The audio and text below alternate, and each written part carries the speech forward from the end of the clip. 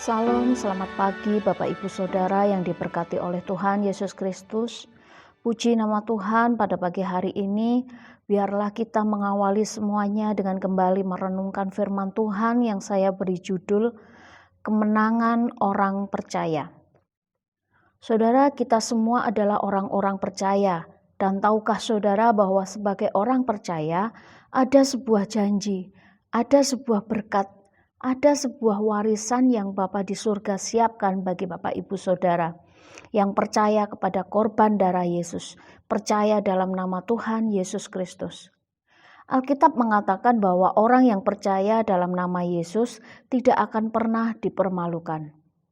Dasar kebenaran firman Tuhan sama-sama kita mau buka di dalam Roma pasal yang ke-8 ayat 31 sampai 39. Sebab itu, apakah yang akan kita katakan tentang semuanya itu? Jika Allah di pihak kita, siapakah yang akan melawan kita? Ia yang tidak menyayangkan anaknya sendiri, tetapi yang menyerahkannya bagi kita semua. Bagaimanakah mungkin ia tidak mengaruniakan segala sesuatu kepada kita bersama-sama dengan Dia? Siapakah yang akan menggugat orang-orang pilihan Allah? Allah yang membenarkan mereka. Siapakah yang akan menghukum mereka? Kristus Yesus yang telah mati, bahkan lebih lagi, yang telah bangkit, yang juga duduk di sebelah kanan Allah, yang malah menjadi pembela bagi kita. Siapakah yang akan memisahkan kita dari kasih Kristus?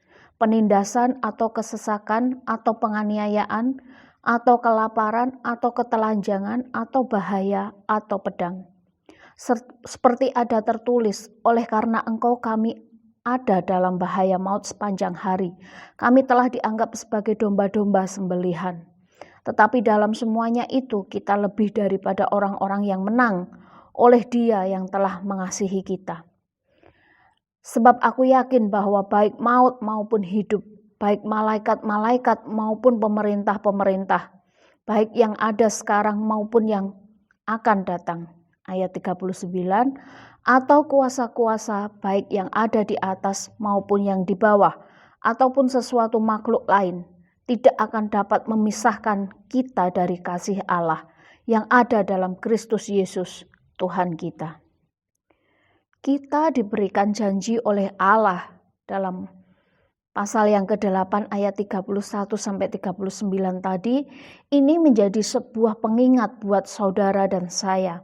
Salah satu ayat terkenal di dalam Roma 8 ayat 28 berkata, kita tahu sekarang bahwa Allah turut bekerja dalam segala sesuatu untuk mendatangkan kebaikan bagi mereka yang mengasihi Dia, yaitu bagi mereka yang terpanggil sesuai dengan rencana Allah.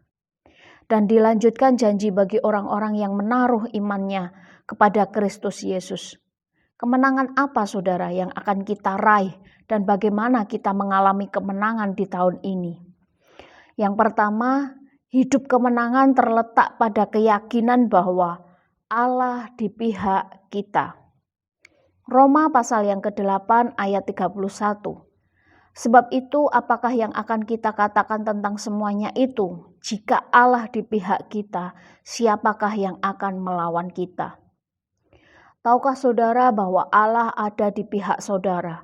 Tuhan tidak pernah marah kepada saudara. Tuhan tidak pernah benci sama saudara.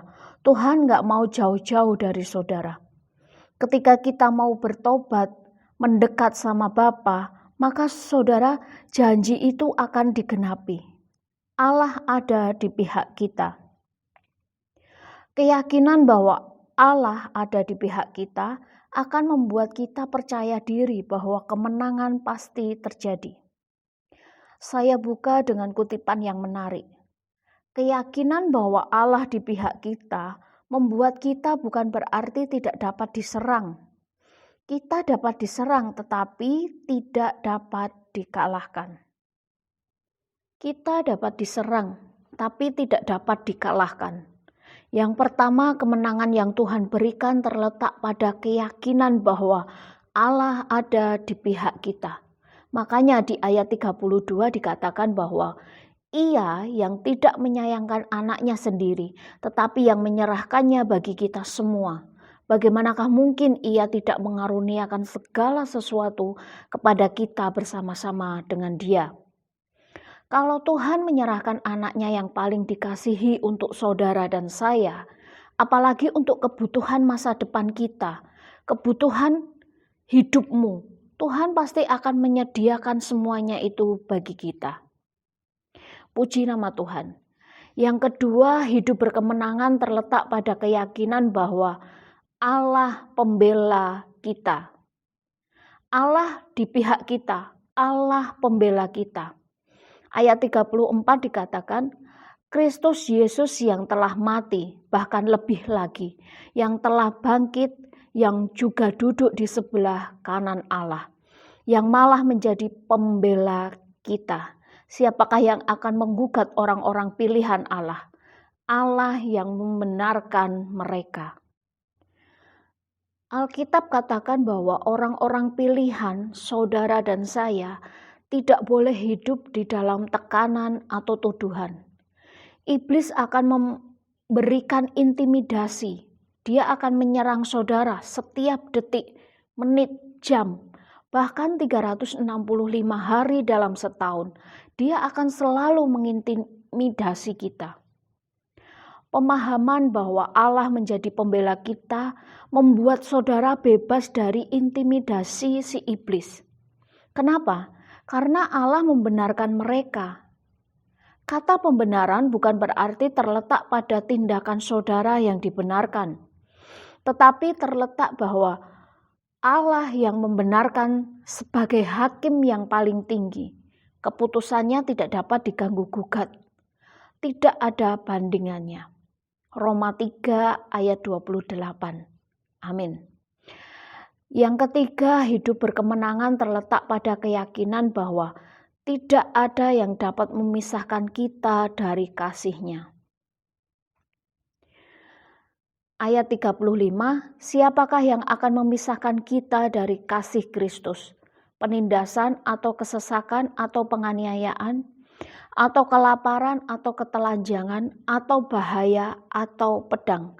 Tidak ada yang dapat memisahkan kita dari kasih Tuhan, saudara. Di dalam Kristus Yesus Tuhan kita. Ikut Yesus tidak mudah-mudahan, tidak moga-moga, tetapi ikut Yesus adalah suatu kepastian. Ketika kita mengaku dalam mulutmu, percaya dalam hatimu, Yesus Kristus adalah Tuhan dan Juru Selamat, hidup dalam firman-Nya, maka kemenangan akan Tuhan berikan kepada kita semua. Kalau dulu Tuhan tolong, maka hari ini dan sampai selama-lamanya Tuhan pasti akan tolong kita. Amin. Puji nama Tuhan. Mari kita sepakat berdoa.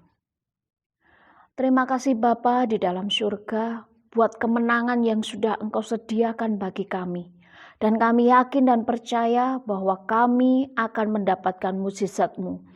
Dulu, sekarang, dan sampai selama-lamanya. Terima kasih Bapa memberkati sidang jemaat-Mu yang mendengarkan firman-Mu pada pagi hari ini. Dan kami siap melangkah bersama dengan firman-Mu. Hanya di dalam nama Tuhan Yesus Kristus kami sudah memberkati. Haleluya. Amin.